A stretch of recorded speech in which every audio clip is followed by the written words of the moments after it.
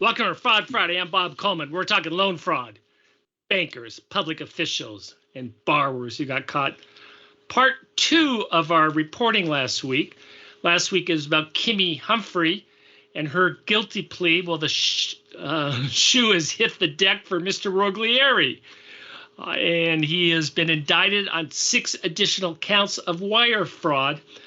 The total fraud has ballooned to $183 million for Prime Capital. And for those of you who are new to that, what the fraud is boiled down is he accepted payments from borrowers. He called it an interest credit account, an upfront fee. We're talking $15, $20 million fees. And he said, hey, don't worry about the interest for 2 years. That will pay for the loan. And we're also going to be able to consider this equity. It seemed to be too good to be true, and unfortunately it was for these borrowers.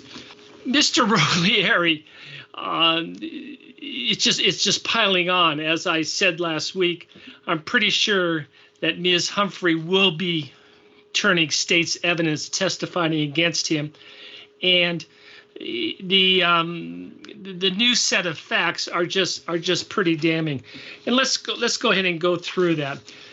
What the feds have narrowed down the fraud, and they're saying what the fraud is, that he represented that he was a lender and he could do these deals. There were 3 people involved: Kris, Kim, and as well as her brother, Christopher Snyder.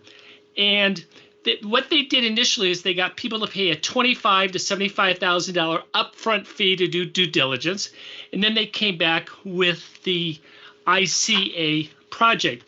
And let me just read this to you. This is what his pitch was to a borrower. You can read between the lines. This was for the 1800 Park Avenue project, which was the egg farm construction up in Minnesota. This is what Kris said.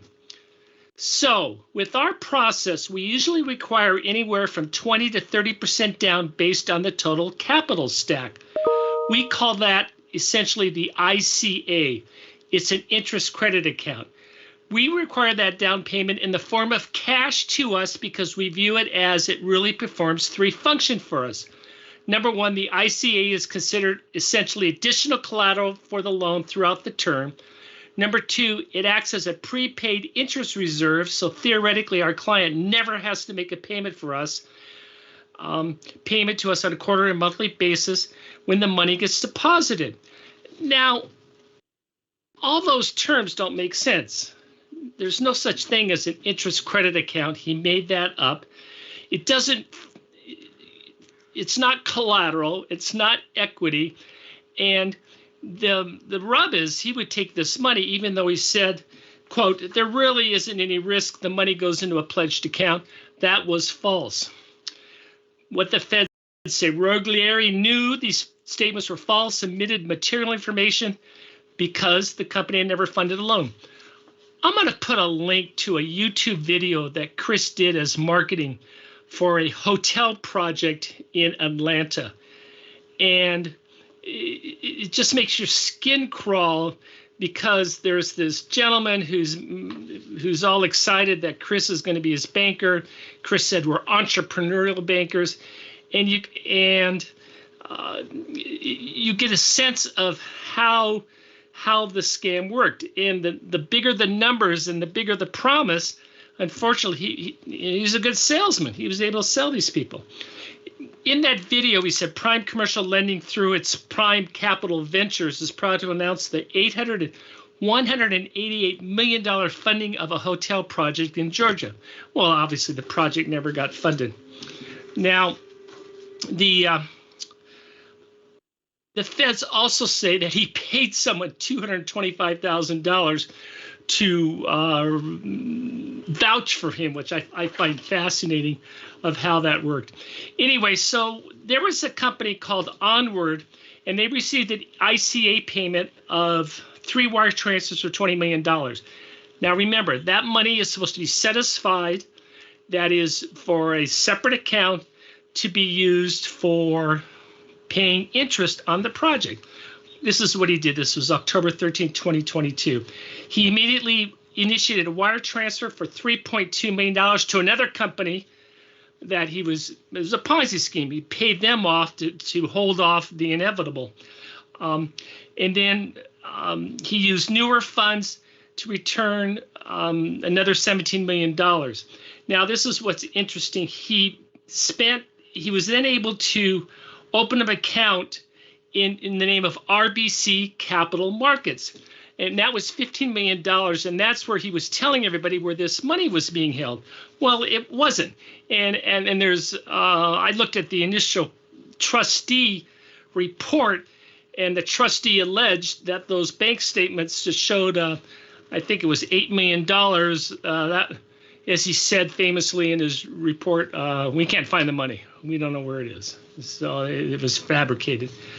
Anyway, he's moving money around, and he took care of himself. These are some of the things he did with the money. Now, this is in the superseding indictment.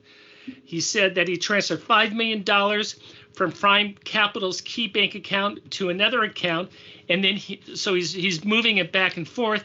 He transferred $950,000 as partial loan funding for another company's real estate project. So you can see the intent here. He's moving money around to fulfill previous obligations, and he feels, and I'm sure he felt that he could pull this off, but he's just digging himself a deeper hole. He transferred $2 million to a company controlled by an associate of Kimmy Humphrey. We don't know who that associate is. He paid $100,000 to private jet services for round-trip charter private air between Albany and Anguilla. The flight was for a family vacation, and this is right when there was involuntary bankruptcy proceedings, and the feds were definitely very interested in what he was doing. But he didn't stop there. December 26, he paid $84,000 for a watch, and he also, on December 29th, he paid $400,000 to a law firm for his representation that he believed was going to be happening. I don't know what happened to that $400,000. I think the trustee was able to recoup that. So the specifics of the fraud in terms of the dollars are very serious for Kris. The judge had said, we are going to have a January start date of the trial. No more delays. He has 3 public defenders, which is pretty interesting in terms of that signifies the seriousness of the charges and the complexity of the case. He's been sitting in jail since May of last year for gun charges and the threat to kill agents of the federal government. So to recap, the following indictments are much more serious and they're much more specific. They're very specific in terms of the allegations. The paper trail of the money is very specific, and the feds believe they can prove that case.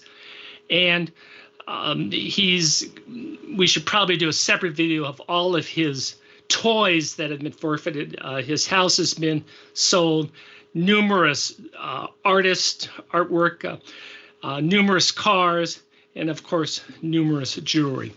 So it was interesting is that in the press release by the DOJ, they made it very clear that, hey, this is serious just because of the angst and